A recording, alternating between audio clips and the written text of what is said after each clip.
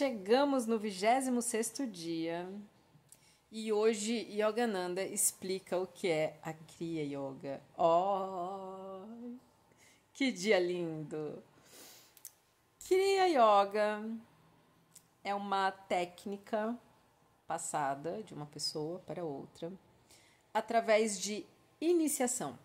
Então não é algo que você vai achar um curso na internet, que você vai se inscrever. É uma técnica de iniciação. A Self-Realization Fellowship, que mais para frente vocês vão descobrir o que é, ela tem algumas condições para quem quer ser iniciado em Kriya Yoga. Entre elas é a prática de meditação, algumas lições que a própria Self-Realization passa para os alunos, né? Enfim, eles vão preparando a pessoa até que ela esteja aí apta a ser iniciada em Kriya Yoga. E o Yogananda, ele conta que a Kriya, na verdade, é uma técnica yoga muito antiga e que ela foi sendo perdida ao longo das eras, né? Mas é uma técnica milenar. E tem as leis de Manu, né? Que são as primeiras leis indianas. Acho que todo mundo já ouviu falar, até mesmo por conta da novela Caminho das Índias. E naquela época já existia a Kriya Yoga.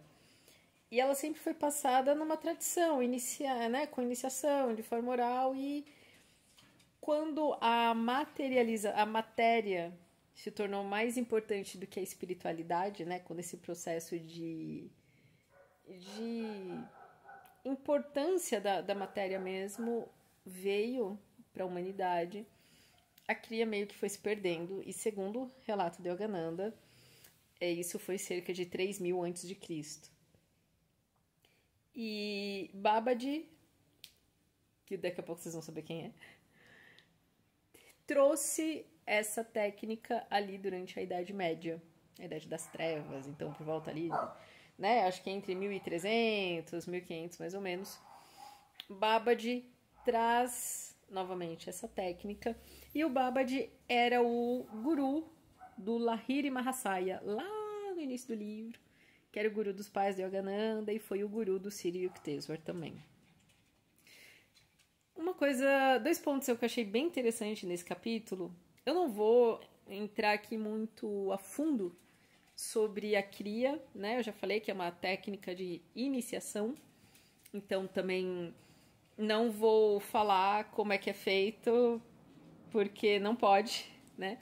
O próprio Yogananda fala no livro que não é permitido ele falar quais são as técnicas de Kriya Yoga, porque, enfim, somente para os iniciados. Mas a Kriya, ela é uma técnica de queima de karma, por assim dizer. Kriya e karma vêm da mesma raiz, Kri, que significa ação. Então, Kriya Yoga é através de uma ação de união com o divino, você vai aí tendo uma evolução e uma certa diminuição e queima de karma, como os hindus gostam de falar. Dois pontos que o Yogananda enaltece muito nesse capítulo primeiro, respiração, então as técnicas de pranayama.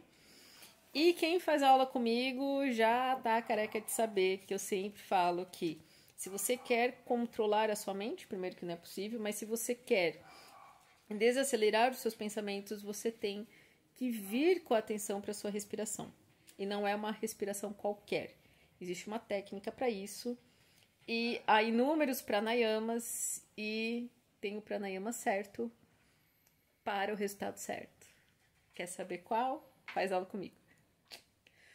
E quando as pessoas vão avançando em pranayama, em meditação, nas técnicas de Kriya Yoga, muitas vezes elas entram num estado de não respiração. E quando a gente entra nesse estado de não respiração, a gente meio que para de deteriorizar as nossas células. Então é como se a gente não envelhecesse mais. Para os hindus, a gente nasce com um certo número de respirações, não de batimentos cardíacos. A gente nasce com um certo número de respirações. E quando a gente respira tudo que tem para respirar, a gente morre. Quanto mais rápido você respira, maior é o processo de envelhecimento e degeneração do seu corpo. Por isso, sempre focar em respirações longas e tranquilas. Então, esse é um capítulo para ser lido com bastante atenção, porque ele fala de toda a importância e a grandeza do pranayama. O meu professor na Índia chegou a descrever uma vez que ele entrou nesse estado de não respiração por muito tempo. E na Índia a gente tinha uma aula de pranayama somente, uma hora. Várias técnicas, né? E respire, concentre, medita e tal, não sei o quê. E quando a gente entrava no relaxamento, depois, né, que terminava o pranayama, a gente deitava um pouquinho, relaxava, até mesmo para perceber os efeitos, né, da técnica no seu corpo, mas também na sua mente, no seu campo aí mais sutil. E por alguns instantes você não sente a necessidade de respirar. É bem interessante, né? Tô falando aqui, tipo, pra mim, tá? Coisa ali de 1 minuto. Parece que você tá... O seu pulmão não tá nem meio cheio, nem meio vazio. Tá ali na metade e você realmente não sente necessidade de respirar. Então essa é a grandiosidade do pranayama.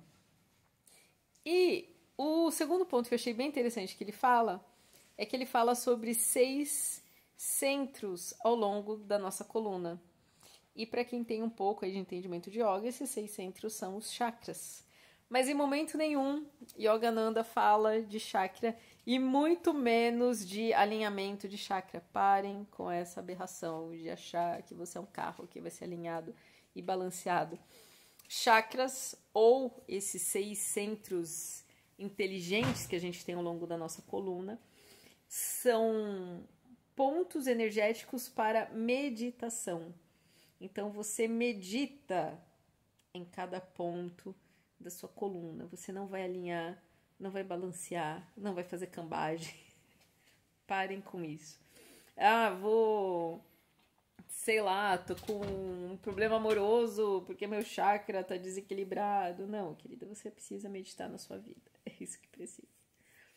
Então, esses 2 pontos eu achei bem interessantes, principalmente para mim, que sou professora de yoga e sempre tô batendo na tecla da respiração e as pessoas acham, respiração não é tudo isso. A Kriya Yoga, ela tem várias técnicas de pranayama, não vou falar quais, mas tem várias técnicas de pranayama justamente para ter esse efeito que ela tem de evolução espiritual de uma forma mais rápida, aprimoramento espiritual, físico, moral de uma forma muito mais rápida do que naturalmente a gente conseguiria através aí de vários processos encarnatórios, né? Aqui, lembrando que o yoga dentro do conceito hindu entende pela reencarnação, né? Por várias vidas. E a questão dos centros, a nossa coluna, que eu achei interessante que o Yogananda não chamou de chakras, mas sabemos que são os chakras. E ninguém ali falou de que quando os chakras estão desalinhados você não consegue meditar. Então parem com essa baboseira de alinhamento de chakra, tá bom? Beijo pra vocês, até amanhã.